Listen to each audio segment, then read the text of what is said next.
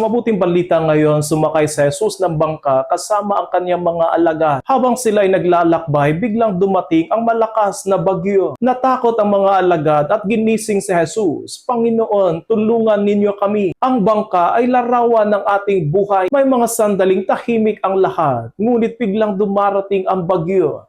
Problema, sakit, takot, kahirapan, at mga pagsubok na hindi natin inaasahan. Mapapansin natin na naroroon si Jesus sa bangka, ngunit dumating pa rin ang bagyo. Ito ay pagpapakita na ang pagiging malapit sa Diyos ay hindi nangangahulugang wala ng pagsubok. Kahit kasama natin si Kristo, may mga bagyo pa rin sa buhay. Ngunit ang mahalaga ay ito: hindi tayo nag-iisa sa gitna ng bagyo. Kasama natin siya. Kapag lumalakas ang problema, minsan pakiramdam natin natutulog din ang Diyos. Parang tahimik siya, parang hindi kumikilos, parang hindi niya nakikita ang nangyayari. Ngunit ang katahimikan ng Diyos ay hindi nangangahulugang wala siyang pakialam. Minsan tinuturuan niya tayo magtiwala kahit hindi pa humuhupa ang alon. Nang bumangon si Jesus, pinatahimik niya ang hangin at ang dagat. Ipinapakita niya na mas malakas siya kaysa anumang bagyo. Kaya ang kapayapaan ay nagsisimula hindi kapag nawala na ang problema,